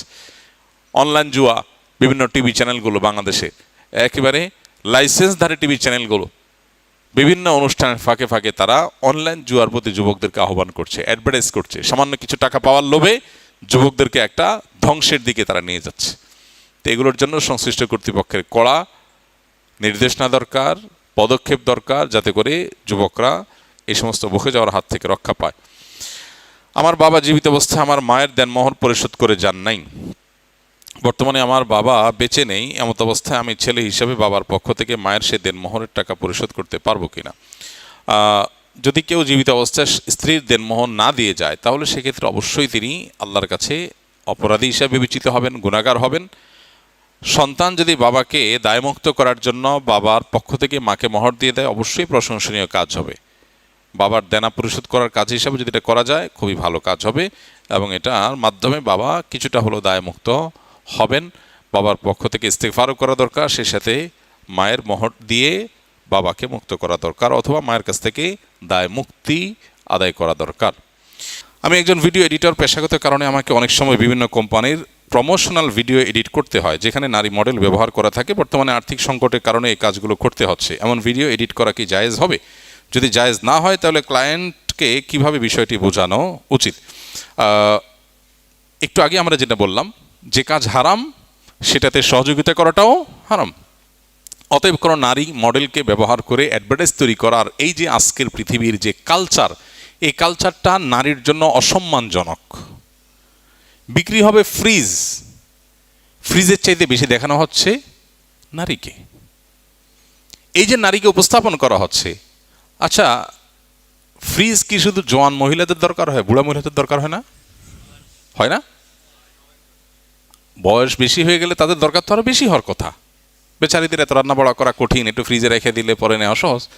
আজ পর্যন্ত দেখছেন কোনো অ্যাডভার্টাইজে কোনো বুড়ি বেচারি এসে বলছে, বাবারে আমার ফ্রিজ দরকার হয়, ফ্রিজটা আমার ভালো হয়, তোমরা কিনিও, এটার ফজিলত বর্ণনা করছে কোনো বুড়া মহিলা? শুনছেন? হ্যাঁ, নারীদেরকে চাকরি দিতে হবে, তাদেরকে বাহিরে কাজের সুযোগ দিতে হবে। কেন? তাদের অধিকার, তাদের উপার্জনের সুযোগ দিতে হবে। তাদেরকে পরনির্ভরশীল করা যাবে না, স্বামীদের উপরে নির্ভরশীল করা যাবে না, তাহলে তারা জুলুম মুক্ত হবে। ভালো কথা, নারীর উপকারের জন্যই তো, তাই তো? তো চাকরিটা কি জোয়ান নারীর বেশি দরকার না বুড়া নারীর বেশি দরকার? বুড়া হয়ে গেলে অনেক সময় দেখা যায় ছেলে দেখে না, মেয়ে দেখে না, অসহায় হয়ে যায়, এই বেচারীদের চাকরি দরকার হয় না? বেশি হোক আর কমক দরকার হয় কি হয় না? কই, তাদেরকে তো কেউ রিসেপশনে চাকরি দিতে দেয় না, যে একজন চাচিরে বসাই দিছে রিসেপশনে, শিক্ষিত চাচি, ওনাকে বসাই দিছে, শুনছেন? বরং শর্ত দেয় অবিবাহিত হতে হবে, সুন্দরী এবং সুদর্শন হতে হবে। তাহলে বুঝতে হবে মতলব। এটা কি সম্মানজনক আমাদের বোনদের জন্য, মায়েদের জন্য? সম্মানজনক? ইসলাম বলে পুরুষ গাধার মতো খেটে পরিশ্রম করে নিয়ে আসবে, আর মহিলা ভেতরের সাইডটাকে সামলাবে। এখন দুইজন বাইর হয়ে গেছে, যখন দুইজন বাইর হয়ে গেছে সংসারের শান্তি শেষ। কারণ বাহিরে কাজ করে আসার পরে মাথা ক্রেজি হয়ে যায়। যারা বাইরে কাজ করেন তারা জানেন, ঝগড়াঝাটি করতে হয়, ঝামেলা পোহাতে হয়, নানান হ্যাসেল নিতে হয়। বাসায় আসে তার একটু প্রশান্তি দরকার। এখন দুইজনেরই একই হাল, কে কারে প্রশান্তি দিবে?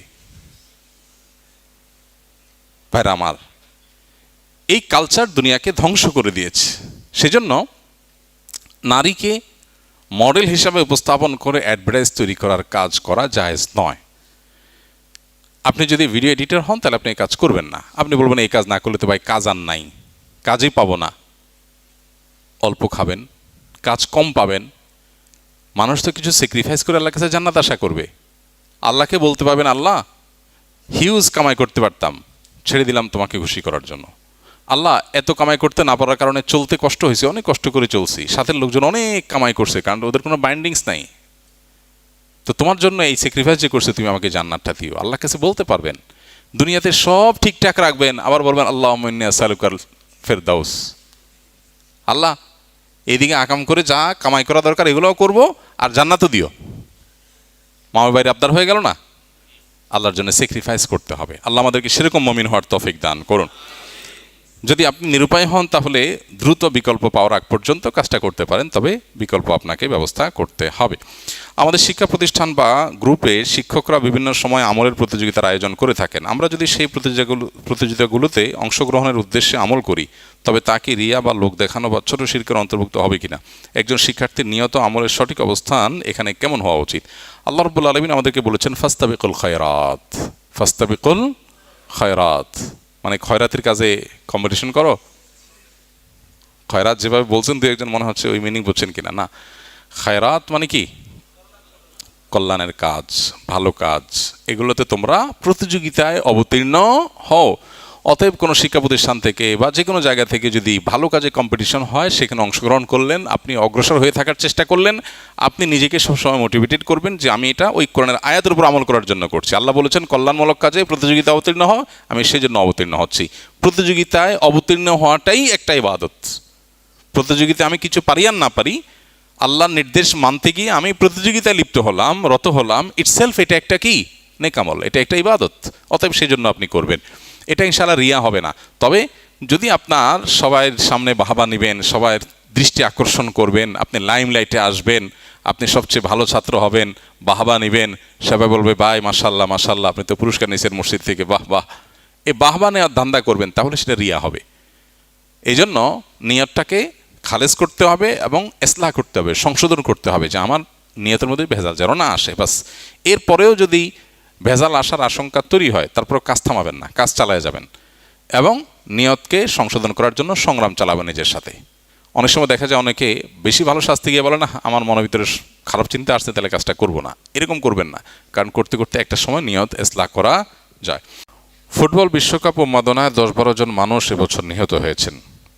কুষ্টিয়ায় একজন আত্মহত্যা করেছেন বুলিংয়ের কারণে। এসব মৃত্যুর জন্য কে বা কারা দায়ী? প্রিয় ভাইরা আমার, খুবই দুর্ভাগ্যজনক একটা বাস্তবতা, খুবই দুর্ভাগ্যজনক একটা বাস্তবতা যে আমাদের দেশে প্রতি বছরই খেলাকে কেন্দ্র করে মানুষের প্রাণ ঝরে। ইমানদারের জীবন এত সস্তা হয়ে গেল যে কোথাকার কোন দেশের খেলোয়াড় তারা হারলো কি জিতলো তার জন্য আমরা মারামারিতে লিপ্ত হয়ে যাব, খুন করে ফেলবো, বন্ধু বন্ধুকে পানিতে চুবিয়ে মেরে ফেলেছে। এই উন্মাদনা যারা তৈরি করছেন এই উন্মাদনাকে যারা মাত্রাহীনভাবে নিয়ে যাচ্ছেন, সীমাহীন উন্মাদনা যারা তৈরি করছেন, তারা এর দায় এড়াতে পারেন না। খেলাধুলা মানুষের জীবনের অংশ, বিনোদন মানুষের জীবনের অংশ। শরিয়ার সীমানার মধ্যে সেটা করতে শরিয়া নিষেধ করে না, কিন্তু সীমালঙ্ঘনকারীকে আল্লাহ তাআলা পছন্দ করেন না। ইন্নাহু লা ইউহিব্বুল মুতাদিন, আল্লাহ তাআলা সীমালঙ্ঘনকারীকে পছন্দ করেন না। আল্লাহ সীমানা ক্রস করে গেলে সেখানে অকল্যাণ আসবেই, আজ অথবা কাল। মানুষ একটা সময় হয়তো বুঝবে, কিন্তু ততদিন হয়তো দেরি হয়ে যাবে। কুষ্টিয়া বিশেষ করে যে ঘটনা ঘটেছে, গণমাধ্যম থেকে যেটুকু জানা গেল যে তার পছন্দের দল হেরে গেছে, তিনি মন খারাপ। এর মধ্যে তার যে দল প্রতিপক্ষ, তাদের সমর্থকদের বুলিংয়ের কারণে তিনি সহ্য করতে না পেরে আত্মহত্যা করেছেন। তার স্ত্রী আছেন, ছোট ছোট সম্ভবত 2টা বাচ্চা পর্যন্ত আছে। চিন্তা করা যায়, মানে এর চেয়ে বড় ট্র্যাজেডি আর কি হতে পারে? 10-12 জন মানুষ একটা দেশে মারা যাচ্ছে, সেই দেশেরও কোনো খেলা না। কোথাকার কোন দেশের খেলা? এমন দেশের সাপোর্টও করছে দেশ, যে দেশ রাষ্ট্রীয়ভাবে বলছে, ঘোষণা দিচ্ছে রীতিমতো যে আমরা ইহুদিবাদীদের সাথে আছি, ফিলিস্তিনের বিপরীতে আছি, এবং তাদের সমর্থকরা তাদের পতাকা রীতিমতো প্রদর্শন করছে গ্যালারিতে। আর মুসলমানের সন্তান তাদের জন্য পাগল পড়া হয়ে যাচ্ছে। মুসলমানের সন্তান তাদেরকে সমর্থন জানিয়ে জীবন পর্যন্ত দিয়ে দিচ্ছে। এর চেয়ে দুর্ভাগ্যজনক বিষয় আর কি হতে পারে? আল্লাহ তাআলা আমাদের ভাইদেরকে হেদায়েত দান করুন। যাদের সুযোগ আছে তারা শারীরিক কসরত করবেন, ব্যায়াম করবেন, সুস্থ থাকার জন্য এটা দরকার। নবীজি সাল্লাল্লাহু আলাইহি ওয়াসাল্লাম বলেছেন, আল মুমিনুল কাবিয়্যু আহাব্বু ইলাল্লাহি মিনাল মুমিনিদ দাঈফ। দুর্বল ইমানদারের চাইতে আল্লাহ তাআলার কাছে সবল ইমানদার বেশি প্রিয়। সবল ইমানদার থাকার জন্য আপনার খাদ্য, আপনার ঘুম, আপনার সব কিছু পরিমিত হওয়া দরকার, সুস্থ স্বাস্থ্যসম্মত হওয়া দরকার, হিসেব নিকেশ করে হওয়া দরকার। ফুড ভ্যালু, খাদ্য শক্তি বিবেচনা করে করে আপনার খাবার গ্রহণ করা দরকার, উপকারী জিনিস খাওয়া দরকার। কোরআনে আমাদেরকে আল্লাহ তাআলা হালাল খেতে বলেছেন, তয়্যিব খেতে বলেছেন। হালালান তয়্যিবা, এমন হালাল যেটা তয়্যিব, হালাল এবং পবিত্র। এখানে তয়্যিব শব্দের আক্ষরিক অর্থ পবিত্র হলেও তাফসিরে কুরতুবী ইমাম কুরতুবী রাহমাতুল্লাহ আলাইহি তয়্যিব শব্দের কয়েকটা ব্যাখ্যার ভিতরে একটা ব্যাখ্যা উল্লেখ করেছেন যে যেই খাবার মানুষের দুনিয়া এবং আখিরাতে ক্ষতির কারণ হবে না সেটা। এবং ইমাম ইবনে আশুর রাহিমাহুল্লাহ তিনি তাহরির ও তানভীর এর মধ্যে লিখেছেন যে একই কথা, অর্থাৎ তয়্যিব মানে হলো যে খাবারে মানুষের দুনিয়াতেও ক্ষতির কারণ হবে না, আখিরাতেও ক্ষতির কারণ হবে না। এখন আপনি জাঙ্ক ফুড খেলেন, এমন ফুড খেলেন, এমন খাবার খেলেন যেটা তেল জাতীয়, বলতে আপনার তেলে ভাজা, যেটা অস্বাস্থ্যকর, যেটা আপনার স্বাস্থ্যকে নষ্ট করবে, যেটা অ্যাসিডিটি তৈরি করবে, যেটা আপনার শরীরের জন্য ক্ষতিকর হবে, সেই খাবার খেতে ইমানদারকে আল্লাহ উৎসাহিত করেন নাই। বরং আল্লাহ তাআলা বলেছেন এমন খাবার খেতে যেটা দুনিয়া আখিরাতে যার কোনো ক্ষতি নেই, বা ক্ষতিকর খাবার না যেটা, সেই খাবার। এই জন্য ইমানদার সুস্থ থাকার চেষ্টা করবে, সেজন্য তার লাইফস্টাইলকে সেভাবে সাজাবে। সে অর্গানিক না হলেও চেষ্টা করবে প্রাকৃতিক খাবার খেতে, আর্টিফিশিয়াল, প্রসেসড এবং মানুষের জন্য ক্ষতিকর যে বিষয়গুলো আছে সেগুলো থেকে বেঁচে থাকার চেষ্টা করবে। কারণ সুস্থ থাকতে হলে তাকে এটা করতে হবে, আর সুস্থ থাকতে হবে কারণ আল্লাহর ইবাদত করতে হবে, কারণ তাকে জিহাদের প্রয়োজন হলে জিহাদ করতে হবে। সেজন্য ইমানদার সে চেষ্টা করবে, তারই অংশ হিসেবে, সুস্থ থাকার অংশ হিসেবে সে এক্সারসাইজ করবে, সে ব্যায়াম করবে, সে শরীয়তের সীমানার মধ্যে থাকে, খেলাধুলাও করবে। ইমানদার খেলা দেখবে না, খেলবে। ইমানদার প্রয়োজনে খেলবে, খেলবে আরেকজন আমি দেখব কেন, খেলবে আরেকজন, আমি না খেয়ে নাচা পাবলিক হব কেন? ছাগলের বাচ্চা কিছু দুধ খায় আর কিছু না খেয়ে শুধু নাচে, লাফায়। ইমানদার প্রয়োজন হলে সে খেলবে, সে না খেলে লাফাবে না, আরেকজনে খেলা দেখবে না। খেলা দেখবেন কেন? খেলা নিজে লাগলে শরিয়ার সীমার মধ্যে থেকে খেলবেন। এরপরেও যদি কেউ শরিয়ার সমস্ত শারায়েত মেনে যদি দেখে কোনো মাঠে খেলা হচ্ছে, আপনি দেখলেন, বা এমন কোনো জায়গা আছে যেখানে কোনো হারাম কিচ্ছু নাই, কোনো আসক্তি নাই, বহু শর্ত সাপেক্ষে সেটা জায়েজ হতে পারে। কিন্তু যে উন্মাদনা চলছে, 10-12টা মানুষের জীবন আমরা হারালাম, 10-12টা ফ্যামিলি যারা হারিয়েছে তারা জানে। এই উন্মাদনাকে যারা লাগামহীনভাবে সৃষ্টি করেছে, তৈরি করেছে, আমার মনে হয় তাদের উচিত এটার জন্য তাদের বোধোদয় হওয়া এবং এই লাগামহীন উন্মাদনাকে অ্যাপ্রিসিয়েট না করা। হ্যাঁ, আবারও বলছি, ইসলাম বিনোদনকে নিরুৎসাহিত করে না, নিষেধ করে না, কিন্তু প্রত্যেকটা জিনিসে একটা সীমা আছে, রেখা আছে। অর্থহীনতা, যে কাজের পিছনে আমার কোনো লাভ নাই দুনিয়া আখিরাতে, ইসলাম সেটা আমাদেরকে করতে বলে না। ইসলাম একজন মানুষকে, একজন মুসলমানকে অর্থবহ কাজ করতে বলে। আপনি খেলাধুলা করলে আপনার শরীরে ব্যায়াম হবে, ঘাম ঝরবে, এক্সারসাইজ হলে আপনি সুস্থ থাকবেন, এটা করেন। কোনো কিছু যদি আপনার আনন্দের কারণ হয় শরীরের সীমার মধ্যে থেকে, সেটা আপনি করেন, কিন্তু সীমার বাইরে গিয়ে না। আল্লাহ তাআলা সীমা লঙ্ঘনকারীকে পছন্দ করেন না। যারা খেলাধুলার নামে এই উন্মাদনার মধ্যে লিপ্ত হচ্ছেন, এর অনাচারগুলোকে খেয়াল করছেন না, তাদের উচিত এই উন্মাদনা পরিহার করা। মিন হুসনি ইসলামিল মারই তারকুহু মা লা ইয়ানি, একজন মুসলমান ইসলাম সুন্দর হবে যখন সে অহেতুক অনর্থক কাজ পরিহার করবে। অনর্থক অহেতুক কাজ পরিহার যখন করবে, তখন তার ইসলামটা কি হবে? সুন্দর হবে। অহেতুক কাজকে ইসলাম অ্যাপ্রিসিয়েট করে নাই। শারীরিক কসরত আর খেলাধুলাকে ইসলাম হারাম করে নাই। কিন্তু ইহুদি নাসাররা, বিশেষ করে যারা ঘোষণা দিয়ে বলে কয়ে ফিলিস্তিনি মুসলমানদের বিরুদ্ধে অবস্থান নিচ্ছে, ইহুদিবাদীদের এবং খুনিদের, অত্যাচারীদের পক্ষে রাষ্ট্রীয়ভাবে ঘোষণা দিয়ে রাষ্ট্র বলছে আমরা তাদের সাথে আছি, মুসলমানের বিবেক কিভাবে সায় দেয়? শুধু এরা না, একজন মানুষ অমুসলিম, আল্লাহর প্রতি বিশ্বাস নাই, কুফরি করে, আপনার ওয়ালা বারা, আল্লাহর জন্য বৈরিতা, আল্লাহর জন্য ভালোবাসা ইমানের গুরুত্বপূর্ণ অংশ, সেটার দাবি কি? এই সমস্ত মানুষগুলোর পেছনে চলা? নবী আলাইহিস সালাম যথাযথই বলেছেন, লাতাত্তাবিউন্না সুনানা মান কানা ক্বাবলাকুম, তোমাদের পূর্বের যারা ছিল তাদের পেছনে তোমরা অন্ধের মতো অনুসরণ করবে। এমন সময় আসবে, এমনকি তারা যদি 1 হাত যায় তোমরা 1 হাত যাবে, তারা 1 বিঘত গেলে তোমরা 1 বিঘত যাবে, তো তারা গিয়ে যদি গুই সাপের গর্তে ঢুকে তোমরাও গিয়ে সেখানে ঢুকবে। সাহাবীরা বলেছেন, তারা কারা? ইহুদি খ্রিস্টান। নবী সাল্লাল্লাহু আলাইহি ওয়াসাল্লাম বলেছেন, তারা ছাড়া আর কারা? এদের কথাই বলছি, যে একটা সময় আসবে মুসলমানরা এদের পেছনে অন্ধের মতো ছুটবে। তো এই জন্য ভাই, এই অন্ধত্ব পরিহার করা দরকার এবং সীমালঙ্ঘন পরিহার করা দরকার। গ্রামে গঞ্জে আজ বড় বড় স্ক্রিনে খেলা দেখানো হচ্ছে এবং তরুণদের, কিশোরদের জুয়ার দিকে নিয়ে যাওয়া হচ্ছে। প্রতিটা গ্রামে গ্রামে এখন কম বেশি এই সমস্ত জুয়ার আসর বসছে খেলাকে কেন্দ্র করে। কোন দল জিতবে, কোন দল হারবে, বাজি ধরছে টাকা দিয়ে এবং সর্বস্ব শেষ করে ফেলছে। বেশ কিছুদিন আগে আমরা দেখেছি যে ক্যাসিনো কাণ্ডে কত প্রতিষ্ঠিত মানুষ রাস্তায় বসে গেছে। সর্বনাশ হয়ে যাওয়ার পরে আমরা হা হা করছি, আমাদের পুলিশ অনেক প্রভাবশালী নেতাদেরকে পর্যন্ত গ্রেপ্তার করেছে, অনেক অ্যাকশন নিয়েছে। কিন্তু আমাদের কিশোররা, তরুণ প্রজন্মেরা তথাকথিত এই খেলার নামে যে তারা জুয়ার ভিতরে হাবুডুবু খাচ্ছে, এই নেশা ভিতরে একবার ঢুকে যাচ্ছে, একবার এই জগতে ঢুকলে মাদকের মতো আর বের হতে পারে না। আল্লাহ তাআলার জন্য কোরআনে কারিমে জুয়া এবং মাদককে পাশাপাশি উল্লেখ করে বলেছেন যে ইন্নামাল খামরু ওয়াল মাইসিরু ওয়াল আনসাবু ওয়াল আজলামু রিজসুম মিন আমালিশ শাইতানি ফাজতানিবু। এগুলো শয়তানের কর্মকাণ্ড। শয়তান এগুলো দিয়ে মানুষের মধ্যে বিবাদ ঘটাতে চায়। এই যে 12টা মানুষের প্রাণ গেল, 10টা মানুষের প্রাণ গেল, কোরআনে আল্লাহ আগেই বলেছেন যে এই জিনিসগুলো মানুষের মধ্যে বিবাদ বিতণ্ডা তৈরি করে। এবং বিশেষ করে এই যে জুয়ার যে বিস্তার আজ গ্রামে গঞ্জে হচ্ছে, এই খেলাকে ঘিরে, খেলার মোড়কে জুয়াকে প্রচার করা হচ্ছে। বাংলাদেশের খেলার সাথে রিলেটেড যে আপনার বিভিন্ন সংবাদ মাধ্যম আছে, এর কোনোটিতে রীতিমতো খেলার ফাঁকে ফাঁকে জুয়ার অ্যাডভার্টাইজ নিয়মিত দেয়া হচ্ছে। তাহলে একটা প্রজন্মকে ধ্বংসের দিকে নিয়ে যাওয়া হচ্ছে। এই উন্মাদনা, এটা যদি আমরা থামাতে না পারি, একটা সময় ক্যাসিনো কাণ্ডের মতো আমরা সর্বনাশ হয়ে যাওয়ার পরে হাহা করব, তখন আর কাজে হবে না, আহা করে কাজ হবে না। আল্লাহ তাআলা আমাদেরকে বোঝার তৌফিক দান করুন এবং আমাদের এই উন্মাদনাকে আল্লাহ রাব্বুল আলামিন কন্ট্রোল করার তৌফিক দান করুন।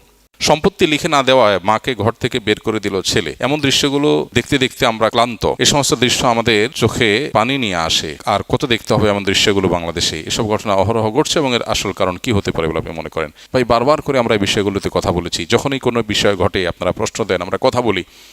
মূলত আমাদের কাঠামোটা, রাষ্ট্রের কাঠামোটা ইসলাম এবং মুসলমানদের জন্য অনুকূল করে তৈরি করা হয়নি। কাঠামোগতভাবে বরং ডি ইসলামাইজেশন করার একটা প্রাণান্তকর চেষ্টা আমাদের দেশে করা হয়েছে, যার দুর্ভাগ্যজনক পরিণতি আমরা এখন দেখতে পাচ্ছি।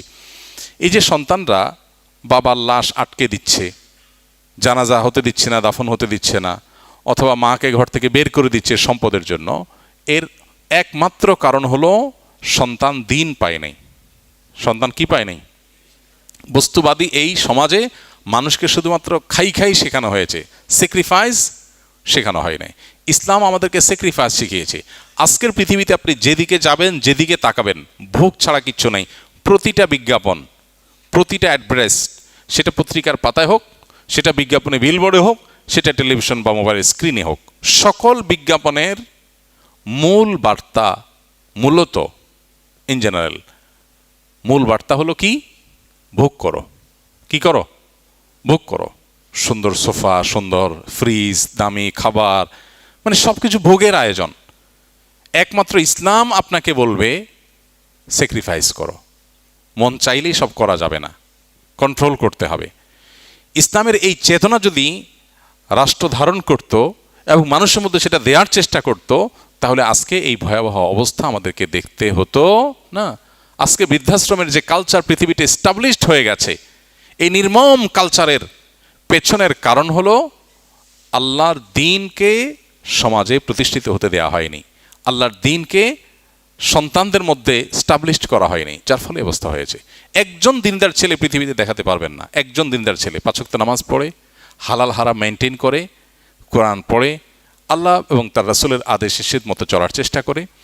এই মুসলমান তার মাকে সম্পদের জন্য ঘর থেকে বের করে দিয়েছে, বাবার লাশ আটকে রেখেছে, এই ধরনের কথা তো দূরের কথা, এর ধারে কাছেও কোনো দিনদার ছেলে মেয়ে দ্বারা কখনো গঠিত হওয়ার কোনো ঘটনা পৃথিবীতে দেখানো যাবে না। রেয়ার, খুঁজে পাওয়া কঠিন হবে, অসম্ভব মতো অলমোস্ট। তাহলে বোঝা গেল মূল সমস্যা হলো দিনদারিতা না থাকা। এই জন্য সন্তানকে দুধে ভাতে রাখার চেষ্টা করেন, অসুবিধা নেই, তার আগে চেষ্টা করবেন সন্তান যেন মুসলমান হয়, আল্লাহ ভীরু হয়। আর না হলে ভাবসাবটা হবে ঠিকই, ভেতরে সব ত্রাস হবে। সমাজে খুব ভাব ধরবেন ছেলে এটা করে সেটা করে, কিন্তু ভিতর দিয়ে কষ্ট থাকবে। ছেলে তো আপনার পরিচয় দিতে চায় না। আল্লাহ তাআলা আমাদেরকে বোঝার তৌফিক দান করুন। কোনো মুসলিম যদি ইউরোপ বা অন্য কোনো অমুসলিম দেশে শুকরের মাংসের দোকানে বা সেকশনে কাজ করে টাকা উপার্জন করে, তবে সেই অর্থ কি তার জন্য হালাল হবে? অবশ্যই হালাল হবে না, বরং হারাম হবে। কারণ শুকর এটা নাজিসুল আইন বা মজ্জাগতভাবে, মূলগতভাবে নাপাক। ফলে শুকরের গোশত কেনাবেচা, রান্না কিংবা রান্না করা খাবার সার্ভ করার কাজে যদি কেউ চাকরি করেন, যেমন অমুসলিম প্রধান দেশগুলোতে আমাদের ভাই ব্রাদাররা যারা ফুড ডেলিভারিতে কিংবা কোনো আপনার রেস্টুরেন্টে কাজ করেন, যদি একেবারে নির্দিষ্ট করে এই সেকশনেই তিনি কাজ করেন, তার উপার্জন হারাম হবে। তার উচিত তার চাকরি জবটাকে সুইচ করা, এমন কোনো জায়গায় যাওয়া যেখানে তার সরাসরি হারাম খাবার প্রস্তুত করা, সার্ভ করার কাজে তাকে সেবা দিতে না হয়। কেউ হয়তো মনে করতে পারে যে আমি নিজে তো খাচ্ছি না। হ্যাঁ, আপনি নিজে খাচ্ছেন না, এটা ভালো কথা, কিন্তু যখন আল্লাহ রাব্বুল আলামিন কোনো কিছুকে হারাম করেন, সেটা কেউ খাবে তাকে রেডি করে দিলেন, এটাও অপরাধ। একজন খুন করে নাই, কিন্তু খুনিকে ছুরিটা ধার দিয়ে আগায় দিস। কি বলেন? বলো না আমি তো খুন টুন করি নাই, উনি খুন করতে চাইছে, আমি জাস্ট তাকে আগায় দিস। কি বলেন? অপরাধী হবে কি হবে না? ঠিক একইভাবে আল্লাহ বলেছেন তাআওয়ানু আলাল বিররি ওয়াত তাকওয়া ওয়ালা তাআওয়ানু আলাল ইসমি ওয়াল উদওয়ান। তোমরা পাপের কাজে, সীমালঙ্ঘনের কাজে কেউ কারোর সহযোগিতা করবে না। অনেকেই আছেন বলেন আমি তো করি নাই। একজন পূজা করছে, শিরক করছে আল্লাহর সাথে, আপনি সেখানে চাঁদা দিছেন, টাকা দিছেন, তাহলে ওই খুন করার জন্য পিস্তল কিনে দিছেন। বুঝেন নাই? পিস্তল কিনে দিছেন, বলছেন আমি তো খুন করি নাই, আমি তো নিজে শিরক করি নাই, শুধু আমার বন্ধু দোস্ত মানুষও চাইছে, কেমনে মানা করি, এই জন্য দিলাম। এজন্য আমরা একসাথে ব্যবসা করি, উনি পূজা করবেন, সেজন্য আমি চাঁদা দিছি। আরে ভাই, ওনার পূজা উনি করুক, ইসলাম তার পূজা তাকে করতে আপনাকে বাধা দিতে দেয় নাই, বলে নাই। কিন্তু এর মানে এই না যে আপনি সেখানে ভালো শাস্তি গিয়ে টাকা দিয়ে চাঁদা দিবেন। ঘরে ঘরে আজ মুসলমানদের মধ্যে এই ব্যাধি যে অন্যায় নিজে করছে না, কিন্তু সে প্রত্যক্ষভাবে অন্যায়ের কি করছে? সহযোগিতা করছে, সেটাও হারাম। এটা জায়েজ নাই, বিকল্প পথ আমাদের খুঁজে বের করতে হবে। আমি জানি যে মাসআলা দিয়ে দেওয়া যত সহজ, আমাদের ভাইদের জন্য এগুলো আমল এত সহজ না। কারণ বিদেশে বাড়িতে জব চাইলেই পাওয়া যায় না, রেস্টুরেন্টে জব অনেক ইজি পাওয়া যায় অনেকের জন্য, কঠিন। ভাই, জান্নাত তো যেতে হবে, একটু কঠিন, একটু কষ্টের কাজ না করেই আপনি আল্লাহর কাছে কি মুখে জান্নাত আদায় করবেন, চাইবেন? নিশ্চয়ই জান্নাতে যেতে কিছু না কিছু স্যাক্রিফাইস আমাদের করতেই হবে। আল্লাহ আমাদেরকে তৌফিক দান করুন।